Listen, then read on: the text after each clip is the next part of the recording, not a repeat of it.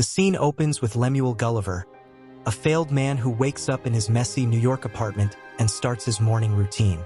He talks to his superhero toys on the shelf and dances in the shower, revealing his comedic side. Gulliver works in the mailroom of a newspaper company in New York.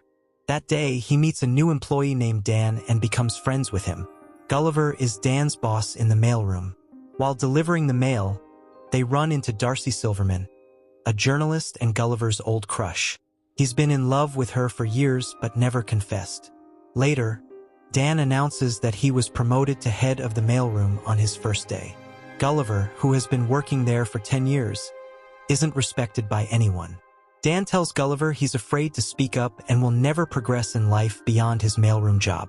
Disheartened, Gulliver leaves the office and sees Darcy working late. He musters up the courage to go to her cubicle to ask her out. However, his nerves get the better of him, and he grabs a random paper from her desk and leaves. Darcy asks if he wants to apply for a travel writer position. Nervous, Gulliver agrees and needs to submit a travel blog the next day. Before we continue, please subscribe to the channel and like the video to help me grow.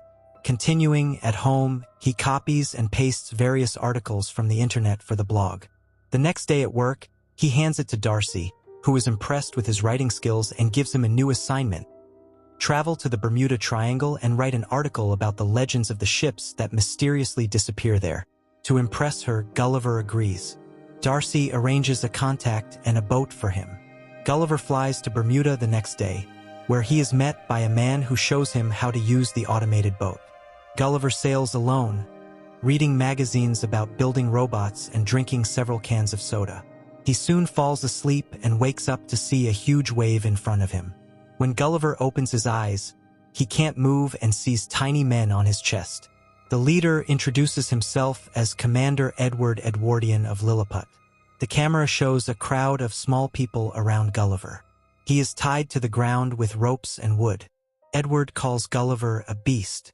Confused, Gulliver screams in fear and easily frees himself from the ropes. Thinking it's a dream, he closes his eyes. Edward orders his soldiers to take down the beast. The soldiers attach hooks to Gulliver's pants and make him pass out. When he wakes up, he is tied to a cart being pulled to the kingdom of Lilliput. Citizens come out of their homes to see the beast. He is taken to the royal palace and presented to the king of Lilliput, King Theodore. In the next scene, we see Gulliver imprisoned in a cave. He meets a prisoner named Horatio, who was sentenced to life in prison by Edward for courting Princess Mary. Edward visits them and is called a lame ass by Gulliver. When Edward threatens to imprison them forever, Gulliver claims that lame ass means someone brave. Satisfied with the response, Edward takes them to a field to plow using Gulliver's strength. Suddenly, 2 bells from the palace ring, indicating an attack from Blefuscia. They are trying to kidnap Princess Mary and have set the palace on fire. Edward runs to the palace and orders no one to save the princess, as he wants to be the hero. But Horatio asks Gulliver to save her, as Edward won't arrive in time. Gulliver easily overpowers the Blefuscian soldiers and saves the princess. But the king and his secretary are trapped in the fire. Gulliver, in a rush, urinates on the building to put out the fire and saves King Theodore. Everyone cheers as he extinguishes the fire and saves the king. The king frees him, along with Horatio, and thanks Gulliver for his bravery. He also invites everyone to a nighttime banquet to celebrate the occasion. Edward is furious to see someone else being praised for bravery. Everyone believes him except Edward.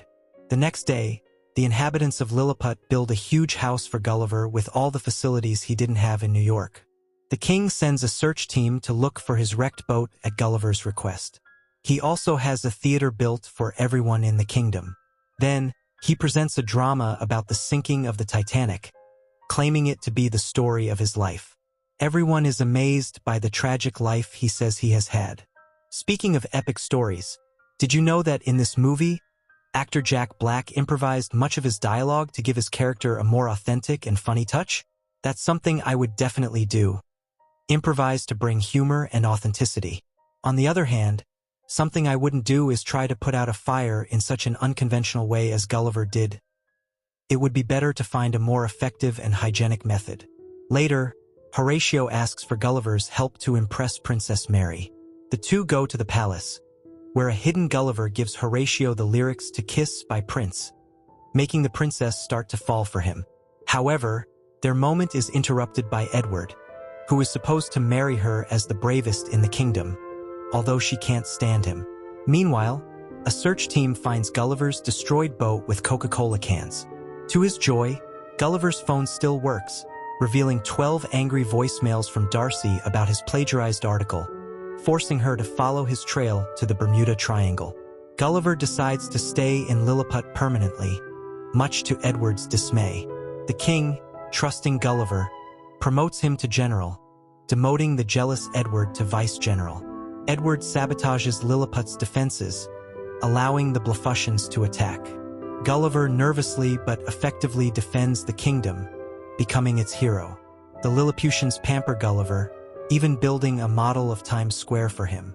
One night, Edward breaks into Princess Mary's quarters, asserting his unwanted claim, leading her to reject him. Furious, Edward seeks help from Blefuscia, using a book from Gulliver's boat to build a robot for a duel. When the robot overpowers Gulliver, he admits his lies, and Edward exiles him to the Island of Giants. Gulliver is captured by a giant girl who treats him like a toy, dressing him in pink. Back in Lilliput, Darcy arrives on the shore and is imprisoned. Horatio notices this and sets out to rescue Gulliver. He reaches the island, and they escape using a skeleton pilot's parachute. Returning to Lilliput, Gulliver confesses his feelings to Darcy, who forgives him. Gulliver challenges Edward again, fighting to restore King Theodore. Despite initial failure, Horatio helps disable Edward's robot from the inside, leading to Gulliver's victory. The crowd cheers, Darcy kisses Gulliver, and Horatio wins the right to court Princess Mary. A crazed Edward takes the princess hostage, but she finally defeats him. Gulliver then negotiates peace between the rival islands with a version of War by Edwin Starr, and he and Darcy return to New York.